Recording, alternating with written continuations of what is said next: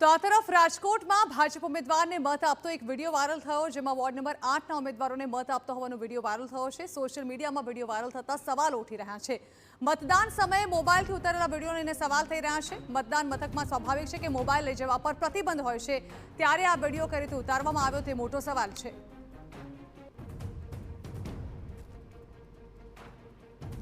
તો મતદાન મથક પર જ્યારે મત આપવા જતા હોઈએ છીએ ત્યારે મોબાઈલ ફોન જે છે, કેમેરા છે તે બહાર મૂકવા પડતા હોય છે, તેને અંદર લઈ જવાની પરવાનગી નથી હોતી। પરંતુ હાલ રાજકોટથી જે વિડીયો સામે આવી રહ્યો છે તે અનેક સવાલો ઊભા કરી રહ્યો છે, કારણ કે એક તો મોબાઈલ ફોન સાથે કોઈ વ્યક્તિ અંદર એન્ટ્રી લીધી છે અને તેમાં તે કયા પક્ષને વોટ આપી રહ્યો છે તે પણ સ્પષ્ટપણે દેખાઈ રહ્યું છે। આ પ્રકારે કઈ રીતે ફોન અંદર લઈ જવાની પરમિશન આ વ્યક્તિને આપવામાં આવી તે પણ એક સવાલ છે।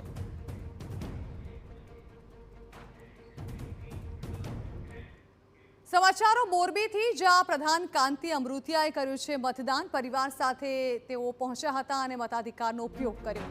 કાંતિ અમૃતિયાએ ભાજપની જીતનો વિશ્વાસ વ્યક્ત કર્યો છે। ભાજપથી નારાજ થઈ અપક્ષ ઉમેદવારી અંગે તેઓએ પ્રતિક્રિયા આપી છે। તેઓએ કહ્યું છે કે લોકો બહુ હોશિયાર છે, મત અલેખે નહીં જાય।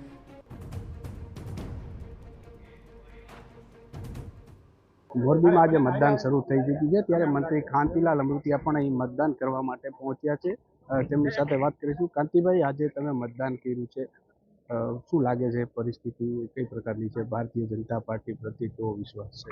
છેલ્લા લગભગ 20 દિવસ ત્યાં જે મારો પ્રચાર કચ્છ અને મોરબી બેયમાં મને એવું લાગે છે મતદારોનો મિજાજ ત્યાં જ અહીંયા 1000-2000 માણસો સાથે સભામાં, ગામડે જે તો ગામડે પણ સભામાં, અને આ ભારતીય જનતા પાર્ટી એક વિકાસની પ્રેરણા લઈને જે હાલે છે એ મને એવું લાગે છે કે 100% ભગવો ગુજરાતમાં લેરાશે। કાંતિભાઈ, મોરબી મહાનગરપાલિકામાં ભારતીય જનતા પાર્ટીના જે તૈયાર કરેલા સૈનિકો છે તે અપક્ષ તરીકે ઊભા છે, શું આ અસર કરશે કે કેમ? મોરબી, સમગ્ર મોરબી કોર્પોરેશન પહેલી બની છે। 480 જણાએ માગી હતી, એમાં 52 સીટો હોય, એમાં ઘણા બધા 95% તે કાર્યકર્તા કામે લાગી ગયા છે। અમુક જે અપક્ષ ઊભા છે એ મને એવું લાગે છે કે મતદારો હોશિયાર હોય, એનો મત અલેખે નહીં આપે।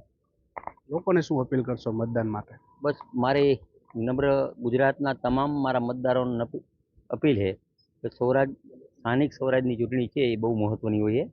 કેન્દ્ર સરકારની યોજના, ગુજરાત સરકારની યોજના, એ યોજનાનું અમલીકરણ અહીંયા કોર્પોરેશન, નગરપાલિકા, તાલુકામાં થતું હોય તો વધારે વધારે મતદાન થાય અને દેશના વડાપ્રધાન મોરબી નરેન્દ્રભાઈને ગુજરાતનું ગૌરવ છે એને મજબૂત કરવાનું મારું એક આહ્વાન છે।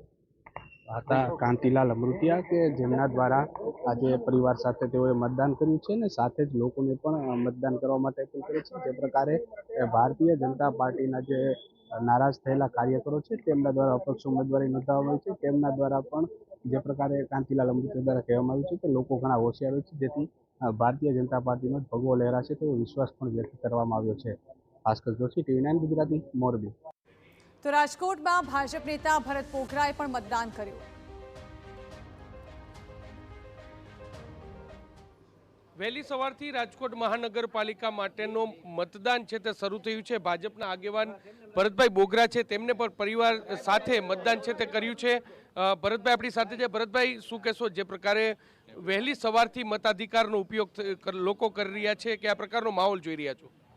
લોકો ઉત્સાહપૂર્ણ વિકાસની રાજનીતિને સમર્થન કરવા માટે લાઈનો લગાવી છે। રાજકોટમાં 72માંથી 72 સીટોમાં ભારતીય જનતા પાર્ટીનું શાસન ફરી વખત બનશે અને સમગ્ર ગુજરાતમાં જે રીતે વડાપ્રધાન નરેન્દ્રભાઈ મોદી સાહેબનું નેતૃત્વ, એમની વિકાસ યાત્રાને ફરી વખત મોહર મારવા માટે ગુજરાતની જનતા આજે ઉત્સુક છે। ગરમી પડકાર બનશે, શું માનો છો? ચોક્કસ ગરમી ખૂબ છે, પણ લોકો પર અમને વિશ્વાસ છે। ગુજરાતના લોકોએ ગરમી હોય, ઠંડી હોય, વરસાદ હોય કે તાપ હોય, કોઈ પણ સિચ્યુએશનમાં પણ અમને હંમેશા અમારી સાથે ઊભા છે અને અમારા ઉપર વિશ્વાસ, અમને એમના પર વિશ્વાસ છે। ભરતભાઈ, આ વખતે ભાજપ માટે સૌથી મોટો પડકાર એ ભાજપ જ હતું, કારણ કે જે પ્રકારે જે સ્થિતિ જોવા મળી હતી, શું માનો છો કે જૂથવાદ છે એ જોવા મળ્યો તો ક્યાંક અસર કરશે? જરાય નહીં।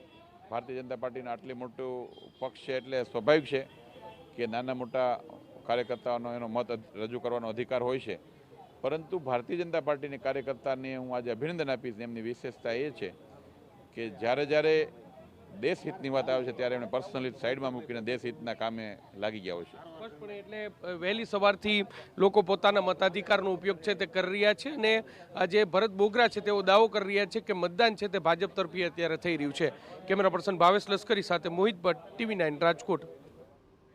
તો ઇફકોના ચેરમેન દિલીપ સંઘાણીએ પણ પરિવાર સાથે મતદાન કર્યું. દિલીપ સંઘાણીએ માળીલા ગામે મતદાન કર્યું. અમરેલીમાં ભારે ગરમીને કારણે મતદાન ઓછું થવાની શક્યતા સંઘાણીએ વ્યક્ત કરી.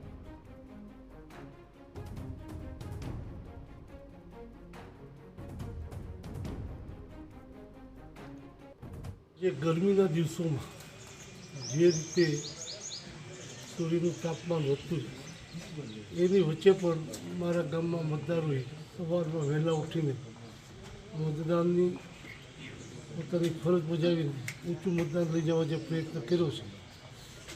હું મારા પત્ની ગઈકાલે દિલ્હી હતા, ત્યાંથી મતદાન કરવા આવ્યા છે એટલે બીજા વિસ્તારમાં હજુ નથી ગયા, પણ મને ભરોસો છે કે આજે